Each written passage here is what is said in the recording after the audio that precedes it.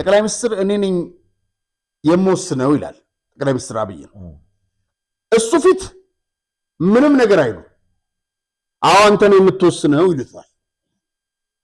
ለመበጥበጥ እንዲያመቻቸው ደግሞ ታደሰን አቅርበናል ይላሉ። ለታደሰ ፍቅር ስላላቸው እንዳይመስልህ አለ ጌታቸው። 12 ሰዓት አካባቢ ማታ 2 ሰዓት ነው 1 ሰዓት ነው ፕሮግራሙ 12 ሰዓት ነው 11 ሰዓት አካባቢ ጀምሮ በደህንነት ቢሮ ውስጥ የነበሩ ዶክመንቶች በሙሉ እንዲጠፉ ተደረገ። እጅና ጓንት ሆነው ነበር ከሺህ መሐመድ አላሙዲ ጋር የሚሰሩ የነበረው። ይሄን ወንጀል የተፈጸመ ይሄ ሰው ያውን ተሾመ መኩሪያ ሊኖርም ላይኖርም ይችላል አላውቅም። ይሄን ግን ብድር እንዲሰጥ ያደረገ ይሄን ያጻፈው ሌላል። ይሄ ብድር ያለ ካርታ መያዣ እንዲወስድ የተደረገው በበረከት ስምኦን። ጌታቸው ነገ አዲስ አበባ ጎዳና አይደለም ትግራይ ጎዳና ቢሄድ ማንም ጫፉን የሚነካው የለም። ታሪክ ሰርቷል። ተወደደም ተጠላን ይሄንን እንቀበላለን። ጌታቸው አልተዋጋም፣ ጌታቸው እንደዚህ ነው፣ ጌታቸው እንደዚህ ነው ምናምን ብሎ ተራ የፈለገው ስድብ የነሱ የተካኑበት ስለሆነ እኔ ስለማላቀው እንደፈለገ ይስደበው በግል። ጀልጃል ማለት የሆነ ምንድነው እንከፍ የራያ ህዝብ እንከፍ ነው ብለህ ትላለህ። እንዴት አንድ ብሔር እንዴት ይሰደባል? ነገ ከነገ ወዲያ ደግሞ ወደ አዲስ አበባ መመላለስ ሲጀምር ታደሰ በ15 ቀን እናነሳዋለን ይላሉ። ይህ መታመም ነው በሽታ ነው አላቸው። አሁን አዲስ አበባ መመላለስ ይጀምራል ታደሰ አይደል? እኛ ምን ልንሰራ ነው የሚሉት። ከዛ በኋላ ባንዳ ይቀጥላል። ሁሉም ሰው በኩል የሚያይ መሆን አለበት። አንዱን የበላይ አንዱን የበታች አንዱን ሀብታም ከፍ አንዱን ድሃ ዝቅ የሚያደርግ መሆን የለበትም። ህግ ነው። ይሄ አደባባይ ወንጀል ነው፣ ልክ አይደለም። ያው እንግዲህ የጊዜው ባለስልጣናትም ቀጥተኛ እጅ ስላለበት ከባንኩ ጋር ትዕዛዝ እንደሚኖር ግልጽ ነው። ግን አሁን በለውጡ መመለስ የለበትም እንዴ? እሱ መመለስ 7 ዓመት ሆነ። ምን ደረሱ? እነዚህ ኢህአዴግ ባለስልጣናት ይስጡ እነማን እንደሆኑ ይታወቃሉ። ያለ ባለቤትነት ማረጋገጫ ካርታ 8 ቢሊዮን የተገመተ ካርታ በምን ገንዘብ እንደወሰዱት ባለፈው ጠቅሰናልኛ። ቤታቸው ድረስ ነው የተወሰደላቸው በኢህአዴግ ባለስልጣናት። ያለ ካርታ እንዴት ነው ይሄን ያክል ብድር የምትሰጠው? ከእንግዲህ ወጣቱ አልሞትም ብሎ ከሰራዊት እየከዳ ያለው ጌታቸው የፈጠረው እንቅስቃሴ ነው። ብዙ ሊያኮላሹት ሞክረዋል። ከእንግዲህ በኋላ ሊኮላሽ ወደኋላ ሊጠመዘዝ ወደ ጠርሙሱ ሊመለስ የሚችል እንቅስቃሴ የለም።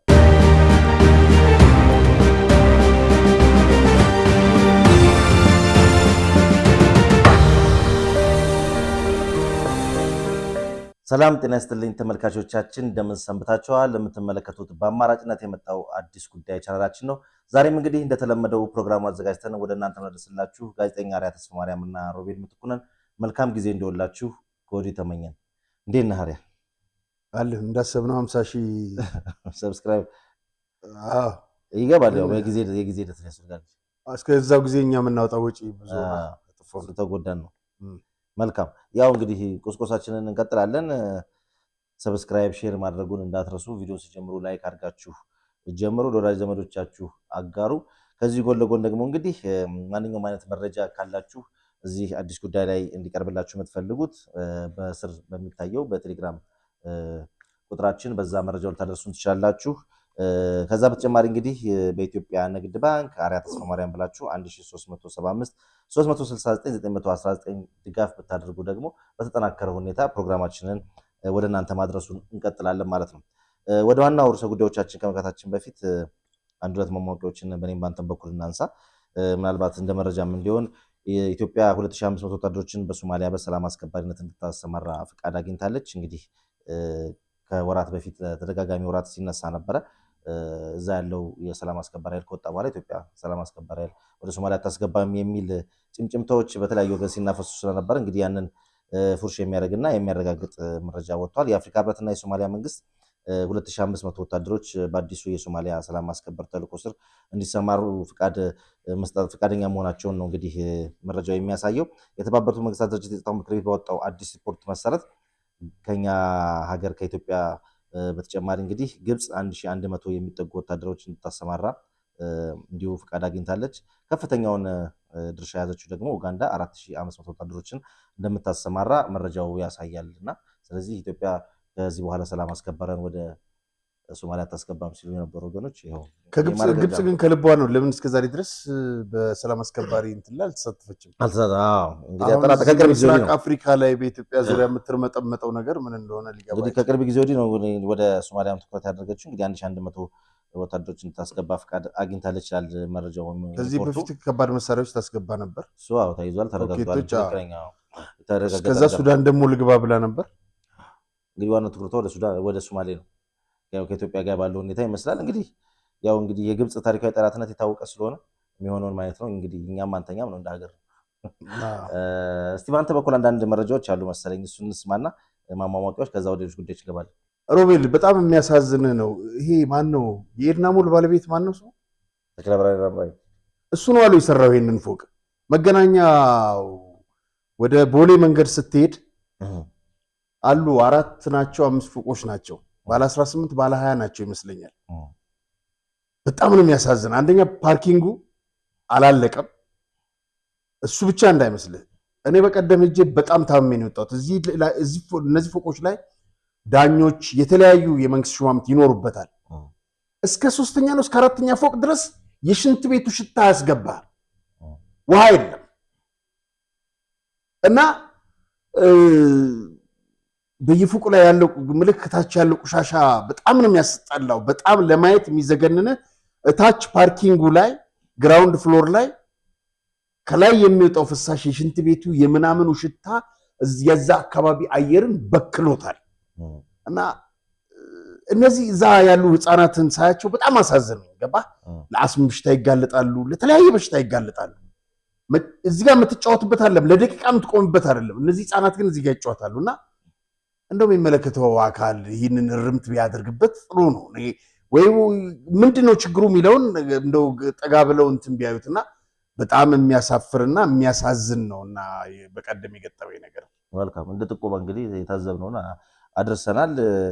እንግዲህ እዚህ ስክሪን ላይ እንደምንመለከተው በቅርብ ወራት ይጠናቀቃል ተብሎ የሚጠበቀው የህዳሴ ግድብን ስትጎበኝ የሚያሳይና ታዋቂው ፎቶግራፈር ዳኜ የቀረጸህ ቪዲዮ አለ። እንግዲህ እዛ አካባቢ በጉብኝት ወቅት መቼም ብዙ በርካታ ነገሮችን ተመልክተሃልና ምናልባት እንግዲህ እንደ መረጃም እንደ ማሟሟቂያም እንዲሆነ የታዘብካቸው ነገሮች ምንድናቸው? እሷን ደግሞ እናንሳስ። አዎ፣ በአንድ የግል አውሮፕላን ነበር ይሄድ ነው ለመጎብኘት። አሸዋ ላይ ነው የሚያርፈው አውሮፕላኑ። ትንሽ የአውሮፕላን ነው። እዚህ ጋር ህይወት ነው የምታየው። በጣም የሚገርም ነውና በነገራችን ላይ ግድቡ ስፋት ከአዲስ አበባ እንትን ድረስ ነው። ምንድነው ሻሸመኔ። አሁን እየተጨመረ ያለው አዋሳ ለማድረስ ነው። 79 ደሴቶች ተፈጥረዋል እዚህ ግድብ ውስጥ እና ኢንጂነሩን አንዷን ደሴት ምናለበት ስሚ ብታረጉልኝ አልኩኝና ከኋላ ያበበች ነበረች። እሷም ሰምታ ጥያቄ እንዳታቀርብ እንትን አልኩኝና በነገራችን ላይ እዚህ እንግዲህ ግድቡ በቅርብ ጊዜ ይጠናቀቃል። ለማየት በጣም እዚህ ጋር እንደምታየው ይሄ አሳ ለኛ ይወጣ አይደለም። እዛ ነጮች አሉ፣ ጣሊያኖች ምናምኖች፣ የተለያዩ ነጮች አሉ። ለነሱ ነው 22 ኪሎ ነው የሚመዝነው።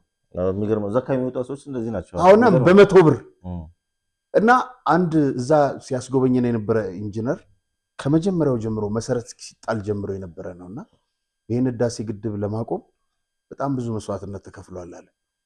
እዚህ አካባቢ ያሉ ሰዎችን እነ ግብጾች ምናምን መሳሪያ ያስታጠቁ ሰላማዊ የነበሩ ሰዎች ተኩስ መክፈት ጀመሩ። አሸዋውን፣ ሲሚንቶውን፣ ብረቱን ሁሉንም ለማጓጓዝ በኮምቦ የሆነ ብዙ የመከላከያ ሰራዊት አባላት መስዋዕትነት ከፍለውበታል። ምን አለን መሰለ ኢንጂነሩ፣ እኔ ፖለቲከኛ አይደለሁኝም፣ ድንጋይ መወራወራችንን አቁመን ብዙ ሀብት ስላለን በዚህ ከፍተኛ የእንትን ባለቤት መሆን እንችላለን አለ። ሌላው አንድ እንግዲህ እዚህ ላይ የተነገረን ሌላው ኢትዮጵያ ኒኩለር ነው የታጠቀችው። ይሄ ማለት ኒኩለር ነው። እዚህ አካባቢ ከዚህ በኋላ አንድ ችግር የሚፈጠር ቢሆን ግብጽ ነው ራሷ የምትጠብቀው። መጀመሪያ ሱዳን የሚጠፋው ግድቡ ቢመታ ወይ አንድ ነገር ቢሆን። በእርግጥ ዙሪያውን የኢትዮጵያ መከላከያ ሰራዊት በተጠንቀቅ አለ። አውሮፕላን በዛ አካባቢ አያልፍም፣ ይመታል። ስለዚህ አንድ ነገር እንትን ቢል ግብጽ መጀመሪያ ትጠፋለች፣ ቀጥሎ ሱዳን ነው የምትጠፋው። እና ካየኋቸው ነገሮች በጣም ያዘንኩትና ኢንጂነሩ ሲናገር ድንጋይ መወራወራችንን አቁመን ምን አለበት ይህንን ነገር አለ። በእውነት በጣም ብዙ ሀብት እያለን ነው የምንጣላውና ይህን የሚያክል አሳ በ100 ብር እንግዲህ 22 ኪሎ የሚገርም ነው። ጥሩ ቆይታ ነበረን። መልካም እንግዲህ ወደ ዋና ርዕሰ ጉዳዮቻችን ሰተት ብለን እንግባ። እንግዲህ ከዛ በፊት ግን ዲኤምሲ ሪል ስቴት አብሮን እየሰራ ይገኛል። በአዲስ አበባ ለቡ መብራት ጋር የሚገኝ ቅንጡ አፓርትመንቶችን እየገነባ የሚገኝ ተቋም ነውና ከስር በሚታየው ስልክ ቁጥር እየደወላችሁ ከአዲስ ጉዳይ መሆኑን ስትገልጹ ደግሞ እንግዲህ ልዩ ልዩ ቅናሾች እንደሚኖሩ ከወዲሁ ጠቆም እናደርጋችኋለን። ማስታወቂያውን ሰምተን እኛ ተመልሰን እንመጣለን። እግሮች ሁሉ ወደ ዲኤምሲ ያመራሉ። በመዲናችን አዲስ አበባ በለቡ መብራት ላይ እየገነባን ባለነው በተንጣለለ መንደር ውስጥ የዲያስፖራ አንድ መንደራችንን ሸጠን መጨረሳችን ይታወቃል። አሁን ደግሞ ሲቲቪው የሆነውን እጅግ ውብና ማራኪ እይታ ያለውን ብሎክ በልዩ ቅናሽና በማራኪ ዲዛይን በ8% ቅድሚያ ክፍያ ለሽያጭ አውጥተናል። በመሆኑም ቀድመው ለሚመጡ 10 ደንበኞች ብቻ ባለ 1 መኝታ በ432 ሺህ ብር ቅድመ ክፍያ፣ ባለ 2 መኝታ በ651 ሺህ ብር ቅድመ ክፍያ፣ ባለ 3 መኝታ በ940 ሺህ ብር ቅድመ ክፍያ፣ ባለ 4 መኝታ በ1,300,000 ሺህ ብር ቅድመ ክፍያ ከ60% የባንክ ብድር ጋር አቅርቦሎታል። በጥራትና በታማኝነት በግንባታው ዘርፍ ከ27 ዓመት በላይ በዘለቀው ዲኤምሲ ሪል ስቴት የቤት ባለቤት ይሁኑ። ለበለጠ መረጃና ለሳይት ጉብኝት ከታች ባለው ስልክ ይመዝገቡ። ደስታው እዚህ ይጀምራል። ዲኤምሲ ሪል ስቴት። መልካም፣ ከዲኤምሲ መልእክት ተመልሰናል። እንግዲህ ትናንት ምሽት ጠቅላይ ሚኒስትር አብይ አህመድ በኦፊሻል ገጻቸው ስለ ቀድሞ የጊዜያዊ እንግዲህ ቀድሞ ነው የሚባለው እንግዲህ ከትናንትና ምሽት ጀምሮ የቀድሞ የትግራይ ጊዜያዊ አስተዳደር ፕሬዚዳንት አቶ ጌታቸው ረዳ ያስተላለፉት መልእክት አለና በትግርኛ ቋንቋ በማህበራዊ ሚዲያዎች ሲንሸራሸር ነበር። ወደ አማርኛ ተርጉሞ ምናምን እንግዲህ ምን አሉ የሚለው ነገር እሱን እንስማ እስቲ። በጣም ጥሩ። በትላንትናው ዕለት እንግዲህ ለ2 ዓመት በጊዜያዊ አስተዳደር ወይም ፕሬዚደንትነት ሲመሩ የነበሩት አቶ ጌታቸው ተሸኝተዋል። እንግዲህ ወደ ተጻፈው የትግርኛ ትርጉም ስንሄድ በፌዴራል ሕገ መንግስት 62(9) በአዋጅ ቁጥር 359/1995 አንቀጽ 15 3 እና በደንብ ቁጥር 33/2015 እንዲሁም በፕሪቶሪያ የሰላም ስምምነት መሰረት አቶ ጌታቸው ረዳ የትግራይ ጊዜያዊ አስተዳደር ፕሬዚደንት ሆነው ላበረከቱት አስተዋጽኦ ምስጋናዬን አቀርባለሁ ነው የሚለው። ሮቤል እንግዲህ እዚህ ላይ አንዳንድ አስተያየቶች ለመሰብሰብ ሞክሬያለሁኝ እና አስገራሚ ነገሮች ናቸው ያየኋቸው። አቶ ጌታቸው እንግዲህ በትግራይ ክልል የተገኘው ሰላም ወደኋላ እንዳይመለስ ማለት እዚህ ጋር ተመልከተው ምን እንደመሰለ ጌታቸው በራያ ልሽ ያላል ነበረ 2 ዓመት በፕሬዝዳንትነት ጥቀርሻ መስሎ ነው ያሳለፈውና ከባድ ነው ከነዚህ ሰዎች ጋር ማሳለፍ። በእውነት ይሄን ሁሉ ተቋቁሞ ይሄ ሁሉ ችግር ድክመቶች አልነበሩትም ማለት አይደለም፣ ግን ከሩቅ ሆነ አስተያየት ለመስጠት በጣም ይከብዳል። ያ ትግራይ ክልል በጣም ብዙ ስብስብ ችግሮች ያሉበት ነው። ምክንያቱም እነ ስብሐት የረዙት መርዝ አለ። ከህወሓት በቀር ሌላ አመለካከት እንዳይረመድ የሚደረግ ነገር አለ እና እንግዲህ ከዛ በኋላ አብረው ተባብረው እንደሚሰሩ ገልጸዋል። አየህ እንደዚህ በሰለጠነ መንገድ በክብር መሸኘቱና መሰነባበቱ ተጨባብጦ መለያየቱ በእውነት በኢትዮጵያ ታሪክ ያልተለመደ ነገር ነው። አቶ ኃይለማርያም ነበሩ አይደለም ለዶክተር አብይ ሲያስረክቡ ያየነው። እነዛ ሰዎች ግን ፋሺስቱ በለው ጌታቸው አሰፋ እንትና ሳሞራ በክብር ተሸኙ አይደለም። እነ ሳሞራ በክብር ነው የተቀበሉት። በነገራችን ላይ በጣም የሚገርም ነገር ቀኑን አላስታውሰውም አሜሪካ ስለነበርኩ እዚህ መጥቼ አንድ ደህንነት አባል ሲነግረኝ ጌታቸው አሰፋን ለመሸኘት ማታ ቤተመንግስት ፕሮግራም ተይዞ እዛ ሽርጉድ ሲባል 12 ሰዓት አካባቢ ማታ 2 ሰዓት ነው 1 ሰዓት ነው ፕሮግራሙ 12 ሰዓት ነው 11 ሰዓት አካባቢ ጀምሮ በደህንነት ቢሮ ውስጥ የነበሩ ዶክመንቶች በሙሉ እንዲጠፉ ተደረገ። እነሱ የወጡ ያሸሿቸው ነበር። ከዛ በኋላ ማታ ላይ እንትና ነጌታቸው ትግራይ ሄደዋል ገብተዋል ነጌታቸው አሰፋ እና እዚህ ላይ ምንም ልንክደው ማንችለው ነገር ምን መሰለ ያፈጠጠ ማግስ ነው። እናመሰግናለን፣ በእውነት እናመሰግናለን። እና ጌታቸው ከ7 ዓመት በፊት ይህን መንገድ ተከትሎ ቢሆን ኖሮ በርካታ ወጣቶችን ያድን ነበር። ወደኋላ አይደለም መውቀስ አይደለም ለወደፊቱም ትምህርት እንዲሆን ዛሬ ጦርነት ነጋሪት እየጎሰሙ ያሉት እነዛ ሰዎች።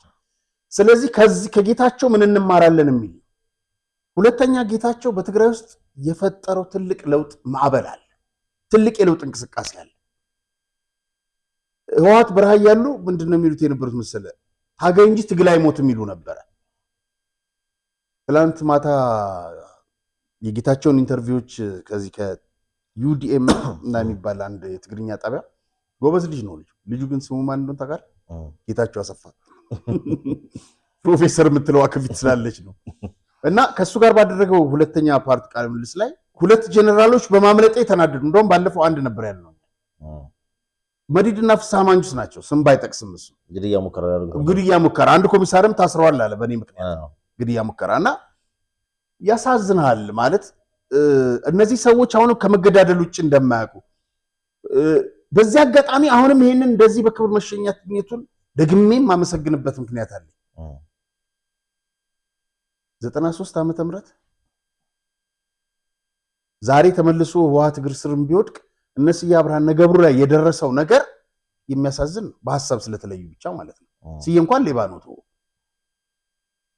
ዶክተር ነጋሶ ጊዳዳ በሐሳብ ስለተለዩ ብቻ መኪና ተነጥቀው ጋዶቻቸውን ተነጥቀው ጡረታ ተነጥቀው በእግር እንዲሄዱ ተደርገው ሌላው ቀርቶ ናዝሬት ውስጥ በክራባታቸው ታንቀው እንዲደበደቡ ሁሉ ተደረገ።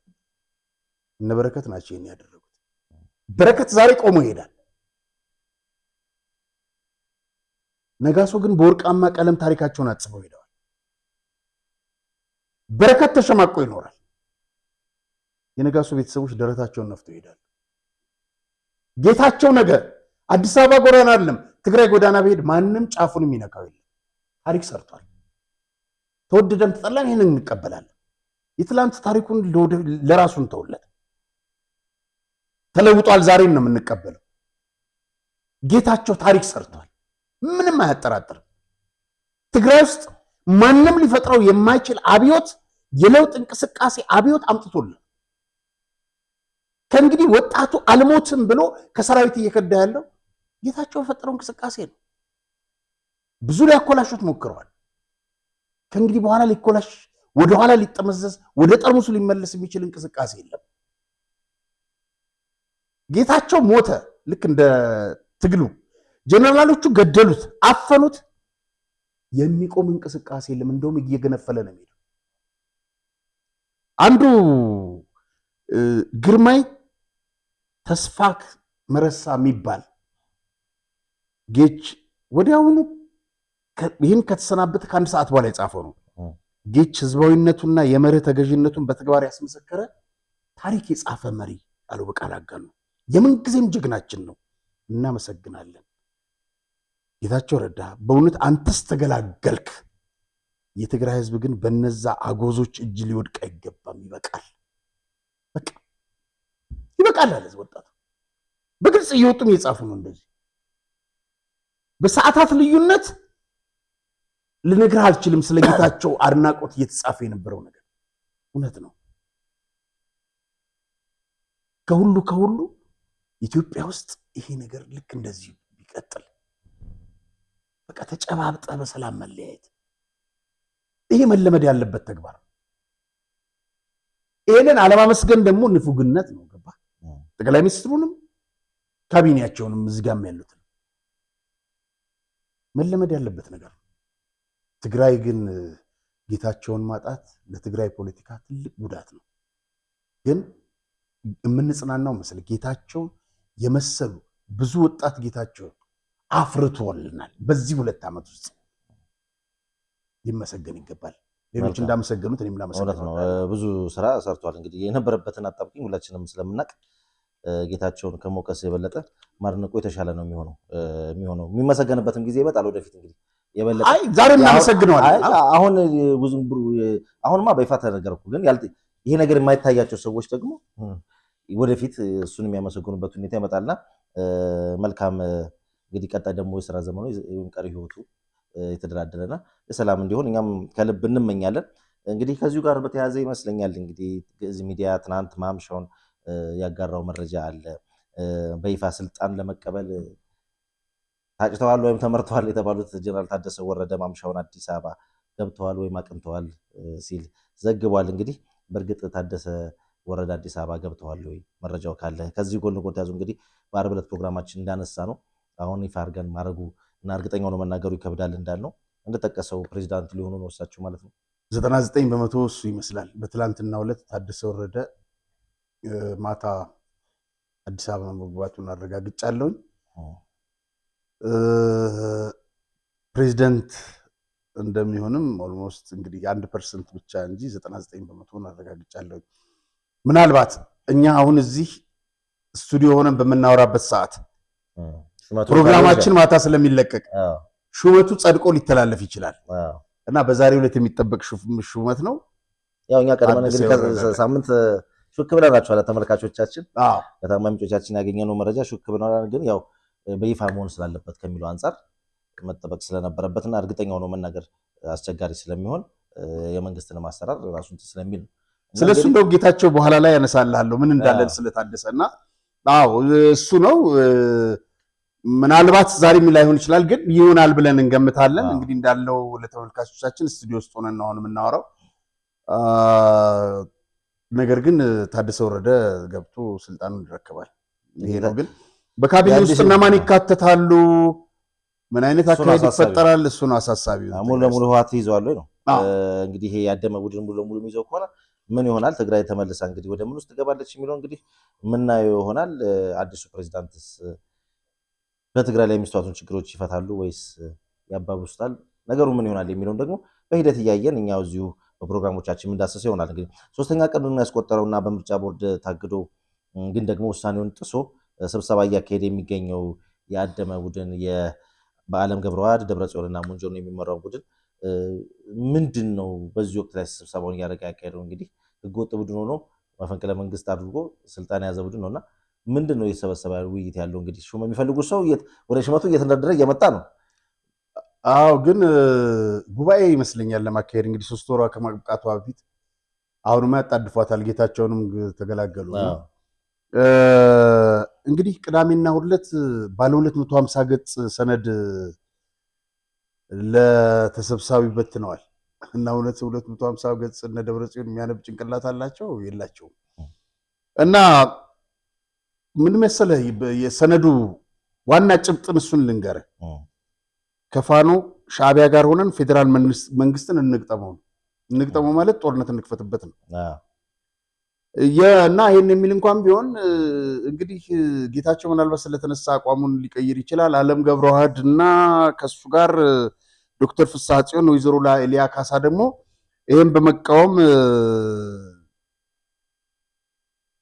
ይሄንን ማድረግ የለብንም፣ ጦርነት መክፈት የለብንም፣ በፌዴራል መንግስት ባጀት የምንተዳድረው፣ ስለዚህ ይሄን አቋም አንደግፍም የሚል እና ዓለም አቀረቡ። በጣም የሚገርም ወንጀል ነው። ግን ምን እንዳለች ታውቃለህ? ይህን ሰነድ የማይቀበል ከሃዲና ከሃዲ ነው። ይህን የጦርነት ሰነድ ማለት ነው። እና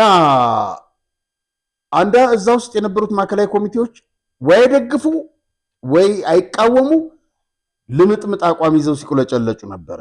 እና እንግዲህ ይመስለኛል ዛሬ ውሳኔ ያሳልፋል ተብሎ ይጠበቃል። እንግዲህ እኛም ስቱዲዮ ውስጥ ነን ያለነው እንዳልነው በዛ ዙሪያ እንግዲህ ሰሞኑን እንመለስበታለን። ነገር ግን አካሄዱ ጥሩ አይደለም እና አሁን እንደገና በህወሓት ውስጥ ሌላ መሰንጠቅ ሊፈጠር ይችላል የሚል ወሬዎች ናቸው እየተናፈሱ ያሉት። 10 ቦታ የሚሰነጣጠቅኛ አይመለከተንም። ህዝብ የማያድን እንደገና ተመልሶ ጦርነት ውስጥ ሊከት የሚፈልግ አጀንዳ ይዘው መጥተው 250 ገጽ ጻፍን የሚሉት ጦርነት እንቀጥል ከሻዕቢያ ጋር ሆነን ነው። ስለዚህ ይህንን ማንም መቼም አእምሮ ያለው ሰው አይቀበለውም እና 2 ቦታ አይደለም ደግሞ አለው 10 ቦታ ይሰነጣጠቁ። ጀነራሎቹ እነዚህ አሁን መፈንቅለ መንግስቱን እንዲካሄድ የወሰኑት ወይም ደግሞ የመሩት ከጀርባው ነው ማለት ይቻላል። እነሱም አብሮ እዚህ ስብሰባ ውስጥ አትጠራጠር። አይ ስብሰባ ውስጥ አይኖሩም፣ ግን ከጀርባ አሉ።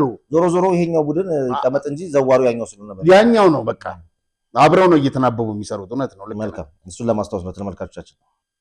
እንግዲህ ቅድም አንስተን ነበር። እንግዲህ እዚህ ጋር ቅድም ምስላችሁ ስታሳይ አንዳንድ ነገሮችን እያሰብኩ ነበርና ጌታቸው ረዳ ወደ ዱባይ ለሕክምና እንደሰነበቱ ይታወቃል። እንግዲህ እዛ ሆኖ ደግሞ ከተለያዩ ሚዲያዎች ጋር መግለጫ እየሰጡ እንደነበርም ተመልክተናል። እንግዲህ እሳቸው አነሷቸው የምትሏቸው ነጥቦች አሉ። በርካታ ርዕሰ ጉዳዮች ናቸውና አንኳሮቹን እነሱን በዚህ አጋጣሚ ለተመልካቾቻችን በተለይ ደግሞ በትግርኛ የሚያነሱት ምናምን ካለ ተመልካቾች ተደራሽነት ስለሌለው እሱ እንዲሰሙ። በጣም ጥሩ። እንግዲህ አቶ ጌታቸው ረዳ ከሰሞኑ ከዱባይ ሆነው በተለያዩ ሚዲያዎች የተለያዩ መግለጫዎች ሰጥተዋል። ዋና ዋና ያልኳቸውን ነጥቦች ይዣቸዋለሁኝ። ትላንት ወደ አዲስ አበባ ለሽኝቱ ከመምጣታቸው በፊት ነው እንግዲህ ቃለ ምልልሶቹን የሰጡት። ትግራይ በዚህ ሁኔታ ከቀጠለች የመገንጠል እንቅስቃሴ ሊከሰት ይችላል አሉ። እነዚህ ወታደሮቹ ያሉት ጌታቸው ከዚህ በኋላ አንድ ምሽት ካደረ መገደልና ደም መፋሰስ ይፈጠራል ሲሉ ነበር አሉ።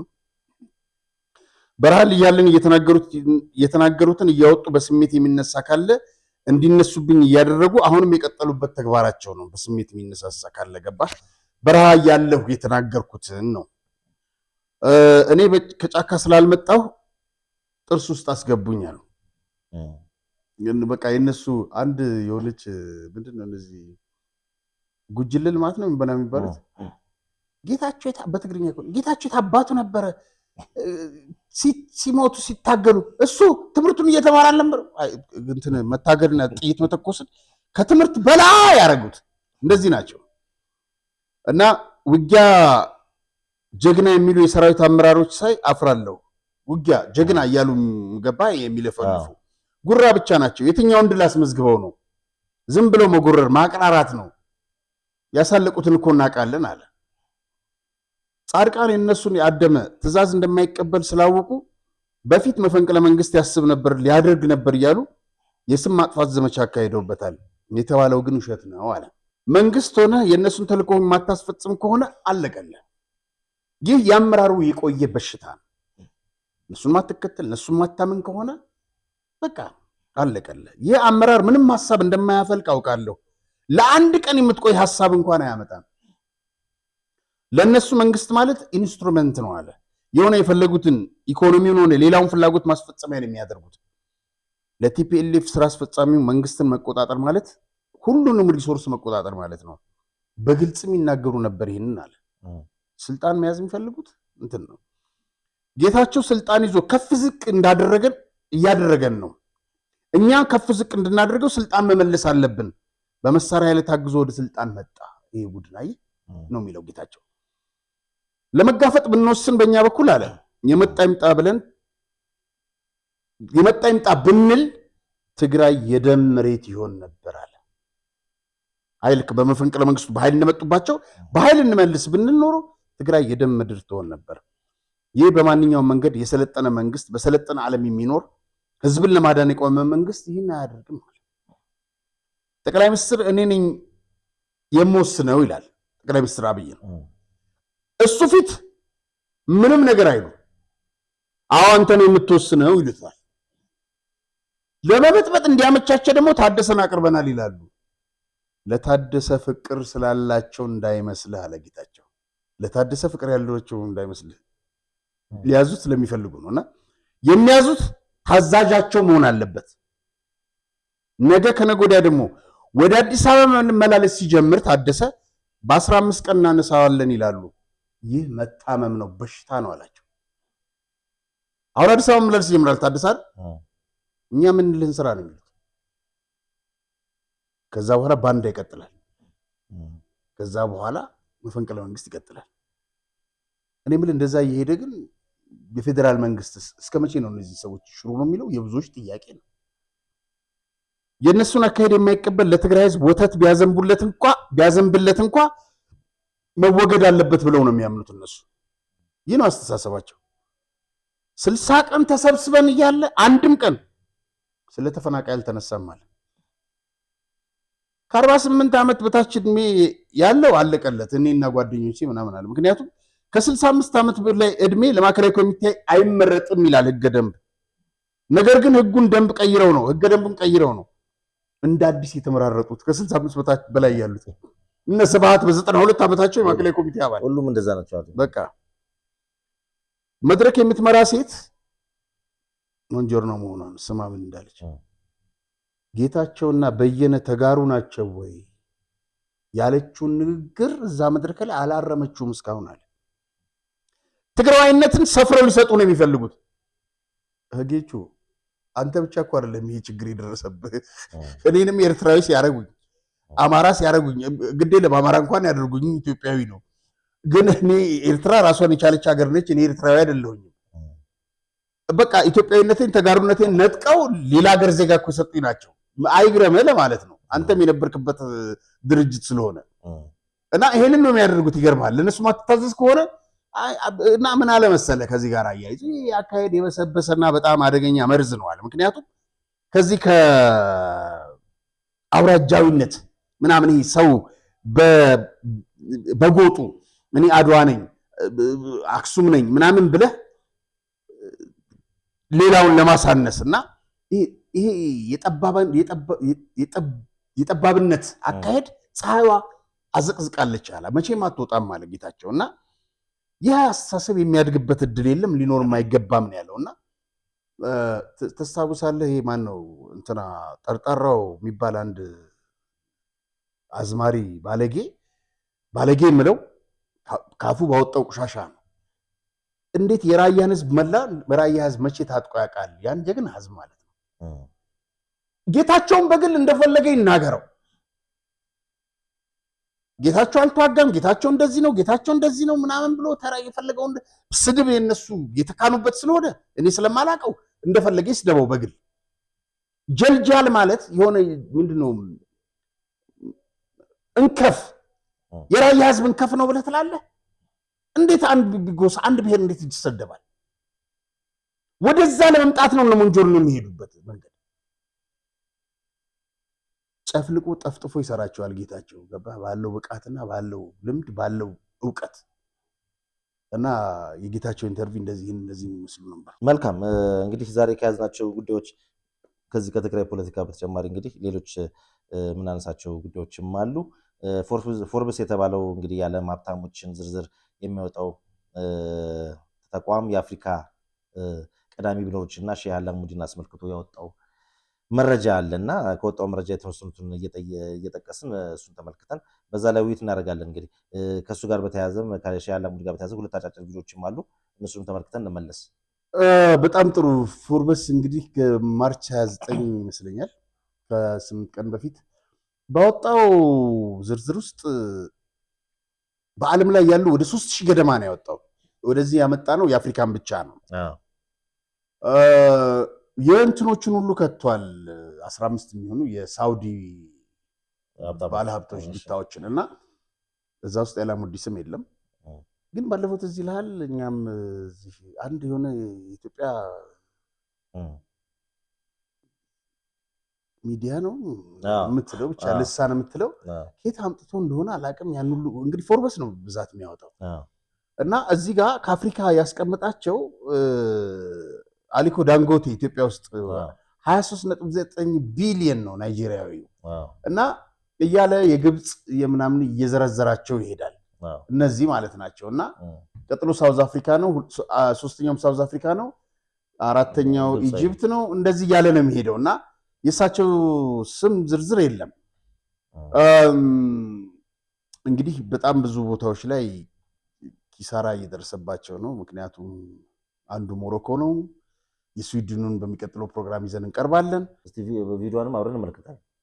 ኢንተርናሽናል ፋይናንሲንግ ባንኮች ያወጡት ውረድና መውጣት ነው። ክቡር ጠቅላይ ሚኒስትር በነገሮት እንደገና ትምህርት ቤት መግባቱ ይሻላል።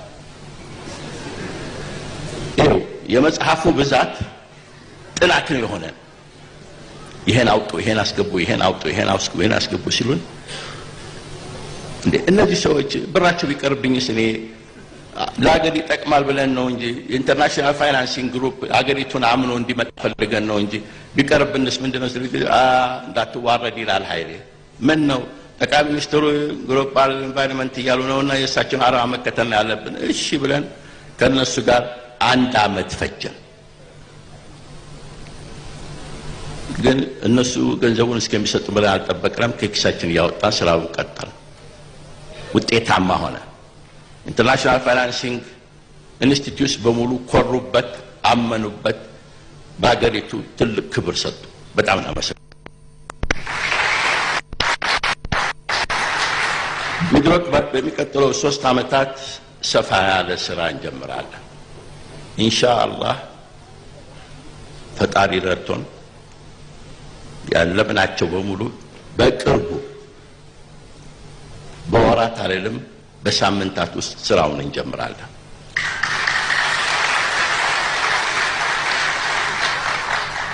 የደጀን የሲሚንቶ ፋብሪካ አለ። ከዛ ቀጥሎ ኮምቦልቻ ላይ የሚሰራው የብረታ ብረት ፋብሪካ አለ። ከዛ ቀጥሎ ደቡብ ክልል ውስጥ የሚሰራው ኬብል አለ። ከዛ ቀጥሎ በትግራይ አካባቢና አማራ ክልል የምናዋህድበት የጂንስ ፋብሪካ አለ። ጥጡ ከትግራይ ይመጣል፣ ፋብሪካው ወሎ። ያደኩባትን ሀገር ደግሞ እዛው እንትን እሱን አያይዘን ማጣመርና ማያያዝ እየተማርን ነው። በእርሻ በኩል ተጀምሯል። ግን የሚያሳዝነው 446 ሚሊዮን ቶን በዓመት ሩዝ እየበቀለ አንዳንዱ ምሁራኖች የተቅማጥ መድኃኒት ነው ቢሉ ሲሉ ያሳዝናል።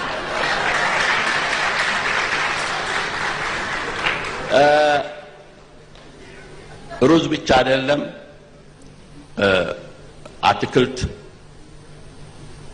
እኔ ክቡር ጠቅላይ ሚኒስትር ባላጋነን ዱባይ ውስጥ ያለ 5 ስታር ሆቴል 4 ስታር ሆቴል በሙሉ የሚጠቀመው የኢትዮጵያን አትክልት ነው። without hesitating ሳውዲም አሁን በሰፊው ገብተን እያሰራጨን ነው። ያ የመጀመሪያው። በቅርቡ ጊዜ የእርሻ ሚኒስትሩ መጥቶ ክቡርነቱን አግኝቶ በጣም ተመስጠው አገሪቱን ወደው ትናንትና ማታ አጋጣሚ ተገናኝተን ነበርና የአልፋ ፕሮጀክቱን በቶሎ እንድናፋጥን ትዕዛዝም ተቀብለን ስራ ጀምረናል። ኤክስፐርቶች ከስፔን አንጥተናል። ከዛም በመቀጠል የስኳር ፋብሪካችን ጥናቱን አጥንተን እንግዲህ እንደተባለው ነው። ጥናቱ ጠቅላይ ሚኒስትር ቢሮ ሄዷል ብለውናል። እንዴት እንደሆነ አላወቅም። የዘይት ፋብሪካ በኦቾሎኒ የሚሰራ መሬቱን ተረክበናል። ለጊዜው ጀማል እዚህ የለም። ኤክስፐርቶችን ለማምጣት ዩሮፕና ማሌዥያ ሄዷል።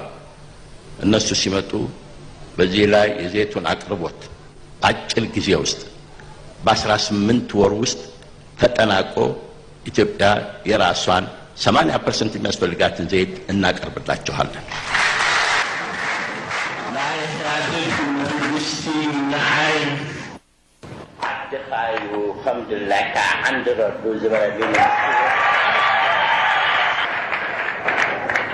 ሃይማኖት ህዝቢ ዘተረየሉ መንግስቲ ህዝቢ ዝመረጾ ዲሞክራሲያዊ ኢህአዴግ መንግስቲ ህዝብና ሓደ አቢሉ ኣብዚ ዓወት ዘብፅሓና ሕዋር ኣንዮም ንሳኹም እየ ዝብለሉ መዓቢሉ የዛሬ ውለት የሁሉ ደስታ የኔ ብቻ አይደለም። ጥሩ ለሰራለህ ወይ ንገርለት ወይ መልሱ መልስለት የሚባልበት የኢህአዴግ መንግስት ለእኔ ለቤተሰቤ አገረ ነውና እንደለብህ ጋልብበት ብሎ የጋበዘኝን ቀን አልረሳም። አገርህ ነውና እንደለብህ ጋልብበት ያለኝን መንግስት እደግፈዋለሁ፣ አብሬ እሰልፋለሁ፣ ህይወቴን አሳልፋለሁ። እንግዲህ ከዚህ ከሁለተኛው ቪዲዮ እንነሳ። በትግርኛ ሲጀምሩ ምንድን ነው የሚናገሩት? የኢህአዴግ መንግስት ከምዝደለኻ አንድረላ ማለት እንደፈለክ ፈንጭባት ብለው ኢትዮጵያን ሰጥተውኛል። ትንሽ ግራ የሚያጋባ ነው። እንደፈለክ ጋልባት፣ እንደፈለክ ጨፍርባት አይባልም። በመጀመሪያ ደረጃ ሌላ ኢንተረስት የለንም እውነቱን ከማውጣት በስተቀረ። ሼህ አላሙዲ በኢትዮጵያ ውስጥ በሚድሮክ ስር 50,000 ሰራተኛ አላቸው። 50,000 ሰራተኛን የሚያስተዳድሩት በጣም ጥሩ ነገር ነው። ጥሩ ጎናቸው እንደምናወራ ደካማ ጎናቸውንም የምናየውንም በመረጃ የተደገፈም እናወራለን። ሌላ ኢንተረስት የለንም በቃ። ከዛ በተረፈ በ50,000 ሰራተኞች ውስጥ በአንድ ቤት 5 ሰው እንኳ ቢተዳደር 250 ሺህ የሚሆን ቤተሰብ ይዘዋል ማለት ነው በተዘዋዋሪ። በትንሹ ግን ሮቤል ጥያቄ አለ። ለረጅም ዓመታት የሞሮኮን በሺ የሚቆጠሩ ሰራተኞች ሜዳ ላይ በትነው ነው የመጡት። ስዊድን ላይ ምን ገጠማቸው? ከሰሞኑ በሚቀጥለው እናየዋለን። ኢትዮጵያ ውስጥ ምን ያክል ዕዳ አለባቸው? መፈተሽ ያለበት ጉዳይ ነው። እዚህ ጋር ቪዲዮ ላይ እንዳየነው በ4 ደቂቃ ውስጥ በርካታ ቃል ገብተው ነበር። ምን ያህል ተፈጸሙ ነው? እነሱ ቃል በጣም ጥሩ ጥያቄ ነው። ይኸውልህ እነዛ የገባቸው ቃል ኪዳኖች ምን ያህል ተሳኩ፣ ምን ያህል አልተሳኩ፣ ያልተሳኩበትስ ምክንያት ምንድን ነው ብሎ መጠየቅ ተገቢ ነውና ለዛ ነው እነዛ ነገሮች ቪዲዮን ያየነው። በጣም ጥሩ። ይኸውልህ ሮቤል እዛ ንግግሩ ላይ በየወሩ አንዳንድ ፋብሪካ ከፍታለሁ ብለው ነበር። ሊከፍቱ ጠርቶ የተጀመሩትም ሁሉ ግብ አልመቱም። ለምሳሌ ብረት ፋብሪካ ያሉት ኮምቦልቻ፣ የመድኃኒት ፋብሪካ አዲስ አበባ፣ ያውም ሐኪሚ ከሚባል ድርጅት ጋር 50-50 በመቶ ሆነን ብለው ቦታ ከወሰዱ በኋላ መሬት ከወሰዱ በኋላ ይህም አልተሳካም። ለአንድ የምንድነው ማምረቻ ተብሎ ፔፕሲ ይሄ ምንድነው ፍየል ቤት አካባቢ አቤት የታጠረው መሬት ልነግርህ አልችልም። የፔፕሲ ፋብሪካ አለ እዛ። ካጠገቡ የታጠረው መሬት አሁን እንኳን መንግስት ወስዶታል። ከለውጡ በኋላ ቆሻሻ መድፊያ ሆኖ ነበር። ይገርማል። አይቼዋለሁ እዚያ ጋር እንደመጣ እና የጅንስ ፋብሪካ በትግራይ ብለው ነበር። ይህም አልተሳካም። አልፋ የከብቶች ምግብ መኖ ፋብሪካ ዙዋይ ላይ ወደ ሳውዲ ሁሉ ልካለን ተብሎ ይህም በወሬ ነው የቀረው። ኢትዮ ሚዲያ ለካም የሚሰባቱ ያልገባችበት የለም። ወዳጅናት እንዲፈልጋት እዛ ሴምሲ ያለችልህ ምን ልታደርግ እንደመጣች አላውቅም። እና ለመሆኑ ስዩም ሰምቷል? መረጃ የደረሰው እንግዲህ እና ኢትዮ ሚዲያ ከነ ሚሚ ስብሃቱ ጋር ትልቅ የሚዲያ ሴንተር ለመክፈት መካኒሳ ቦታ ወስዶ ስላልሰሩበት መሬቱ ተነጠቀ። በነገራችን ላይ የኢትዮ ሚዲያ ባለቤት እኮ እንትና ነው፣ አሜሪካን ሀገር የመጀመሪያው ድረገጽ የከፈተው አብርሽ ነው፣ አብርሃም በላይ ነው። አብርሃም በላይ ስለ ደግሞ ዶክተርን አይደለም። እና በጣም ምርጥ ኢትዮጵያዊ ነው። በጣም ነው የምወደው። በጣም ወዳጄ ነው። ሰሞኑን አሪፍ ቃለ ምልልሶች ይሰጥ ነበር ባለፈው። እና የሩዝ ያሉትን ጋምቤላም በሚቀጥለው እናየዋለን። ሌላው ኢትዮጵያ ውስጥ የተለያዩ ህትመት ውጤቶች የሚሰራ ትልቅ የፕሪንቲንግ ማሽን ማለት ነው፣ የፕሪንቲንግ ካምፓኒ ማለት ነው። እና ይሄ ፕሪንቲንግ ካምፓኒ ደግሞ የሚሰራው ለምሳሌ ፓስፖርትን፣ ገንዘብ ኖቶችን ምናምን የሚያትም ማለት ነው። እና በወቅቱ ይህ አካሄድ በኢህአዴግ አንዳንድ መንግስት አካላት በሰውየውም ሊሆን ይችላል ጠቅላይ ሚኒስትሩ ስላልጣማቸው ድጋፉ እየቀነሰ መጣ። ይህም ፕሪንቲንግ ማሽን የተባለውም በወሬ ቀረ። እና እዚህ ላይ እንግዲህ የመንግስት ባለስልጣናት ሲሳሳቁ ታያለህ። እና ዞር ብለው ሲያሟቸው ነው የነበረው በወቅቱ። ሰላም ሆስፒታል ደግሞ የሚል ከፕሮፌሰር ታዬ ጋር ህንፃ ለመስራት መካኒሳ 79,000 ካሬ ሜትር መሬት ተወስዶ ተገንብቶ ህንፃው አለቀ። ስራው ግን የለም፣ ህክምና። ከዛ የነርሲንግ ማሰልጠኛ ሰላም የነርሲንግ ማሰልጠኛ ተብሎ እንጂ 1-4 ዓመት ከሰራ በኋላ ተዘጋ። እሱ ወደ እንቅስቃሴ ገብቶ ነበር። 4 ዓመት ከሰራ በኋላ እዚህ ላይ ምንድነው የምንለው? በሌላ ሀገር ኢንቨስተሮች ይኸውልህ ከሀገሪቱ ብር ተበድረው ሼህ መሐመድ አለሙ ከውጭ ያመጡት አብዛኛው ከዚህ ሀገር የተበደሩት የንግድ እንትን ነው። ስለዚህ ውጭ ሀገር አንዳንድ ሀገሮች ላይ የሚካሄደው ምን መሰለህ? ኢንቨስት ስታደርግ መንግስት ኦዲተር መድቦ ምርመራ ያካሂድብሃል። እና አብዛኛው በዕዳ ነው ያሉት የሼህ መሐመድ ድርጅቶች በኢትዮጵያ ውስጥ። ነገ ዕጣ ፈንታቸው ምንድን ነው? እና አሁን ስለሳቸው ምናምን ስላለው ስራ 250,000 ሰው ጾሙን ሲያድር ይታይ። አንድ ነገር ቢሆን አንጣባቸው ተቋሞቹ እንትን ካደረጉ ብዙ ዕዳዎች አልተከፈሉ። መንግስት በዚህ ላይ ምርመራ እያካሄደ ነው ወይ?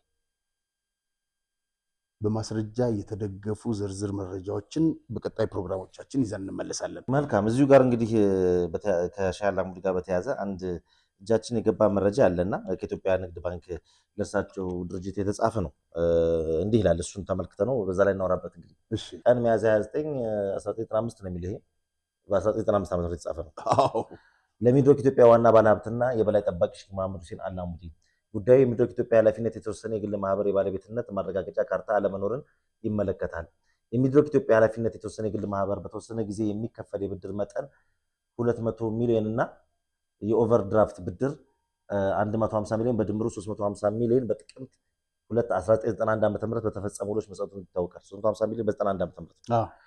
እሺ ሆኖም እነዚህ መጠን ያለው ውሎች ሲፈራረሙ ለጊዜው ያለምንም የባለቤትነት ማረጋገጫ ካርታ ያላቀረቡ ሲሆን በቀጣይ የኩባንያ ዋና ባለሀብት ሼክ መሐመድ ሁሴን አላሙዲ ኃላፊነት በመውሰድ ከላይ የተጠቀሰውን ብድር እንዲወስዱ መደረጉ የሚታወስ ነው። ሆኖም እስካሁን ድረስ የሸራተን አዲስ ሆቴል ማለትም በዋስትና የተያዘው የባለቤትነት ማረጋገጫ ካርታ በባንኩ እጅ አለመገኘት ለባንኩ ከፍተኛ ስጋት ሆኗል።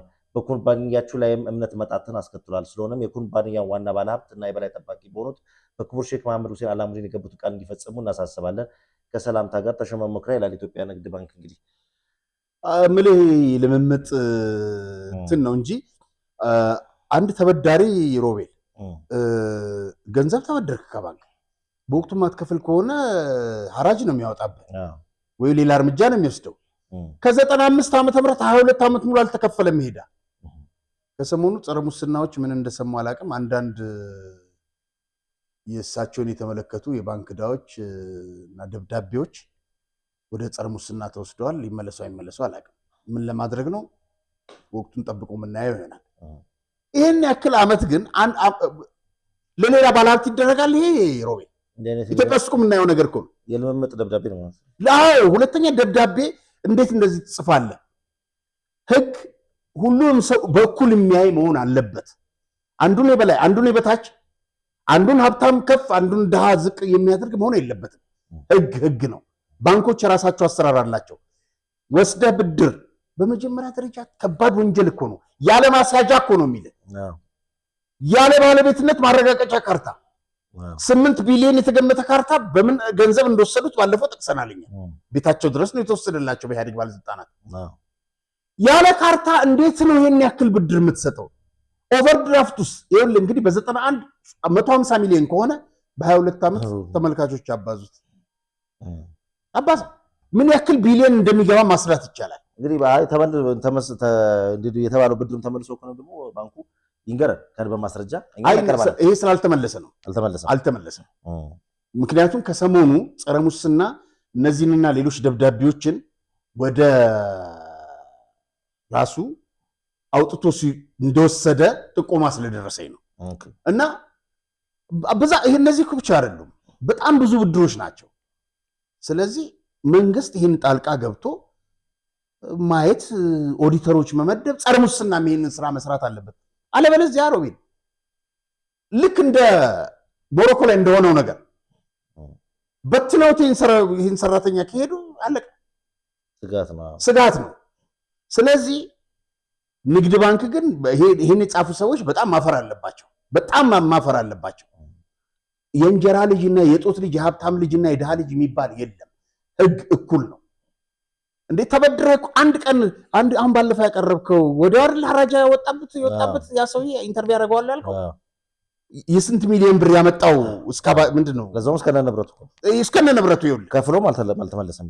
ይኸውልህ እንግዲህ ይሄን የሚያደርግ ንግድ ባንክ በዚህ በኩል ደግሞ የሰዎችን እንትን ከኢትዮጵያ ንግድ ባንክ የተወሰደ ብድር እባክህን ያለ ካርታ በምን ሰጣችሁ ተብለው ቢጠየቁ በምን ሊሉ ነው? እስቲ ንገረኝ። ይሄ አደባባይ ወንጀል ነው። ልክ አይደለም። ያው እንግዲህ የጊዜው ባለስልጣናትም ቀጥተኛ እጅ ስላለበት ባንኩ ጋር ትዕዛዝ እንደሚኖር ግልጽ ነው። ግን አሁን በለውጡ መመለስ የለበትም። እንዴ እሱ መመለስ 7 ዓመት ሆነ።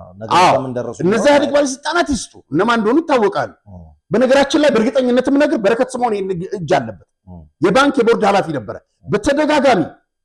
በተደጋጋሚ ሼክ መሐመድ የጠየቁት ብድር በሙሉ እንዲሰጣቸው የሚፈቅድ የነበረው በረከት ነው። አልፈቅድም ያሉ ሰዎች እስር ቤት እንዲገቡ ያደርግ የነበረው በረከት ነው።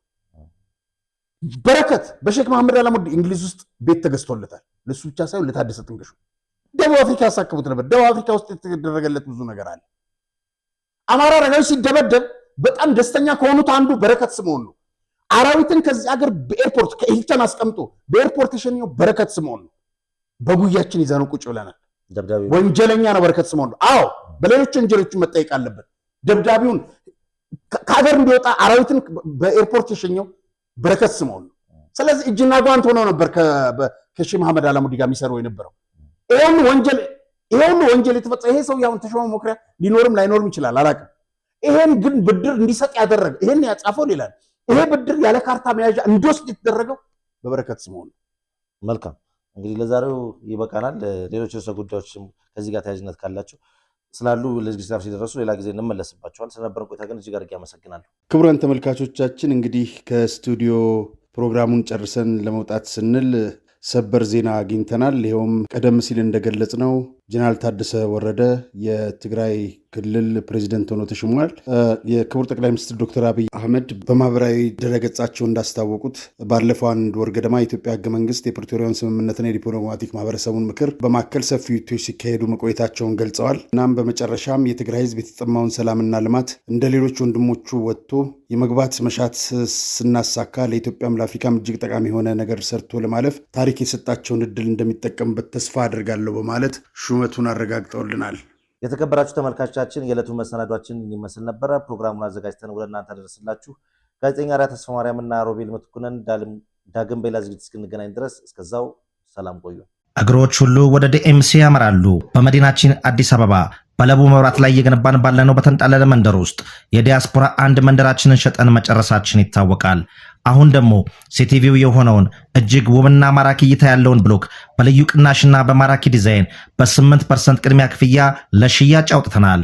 በመሆኑም ቀድመው ለሚመጡ 10 ደንበኞች ብቻ ባለ 1 መኝታ በ432 ሺህ ብር ቅድመ ክፍያ፣ ባለ 2 መኝታ በ651 ሺህ ብር ቅድመ ክፍያ፣ ባለ 3 መኝታ በ940 ሺህ ብር ቅድመ ክፍያ፣ ባለ 4 መኝታ በ1,300,000 ሺህ ብር ቅድመ ክፍያ ከ60% የባንክ ብድር ጋር አቅርቦሎታል። በጥራትና በታማኝነት በግንባታው ዘርፍ ከ27 ዓመት በላይ በዘለቀው ዲኤምሲ ሪል ስቴት የቤት ባለቤት ይሁኑ። ለበለጠ መረጃና ለሳይት ጉብኝት ከታች ባለው ስልክ ይመዝገቡ። ደስታው እዚህ ይጀምራል። ዲኤምሲ ሪል ስቴት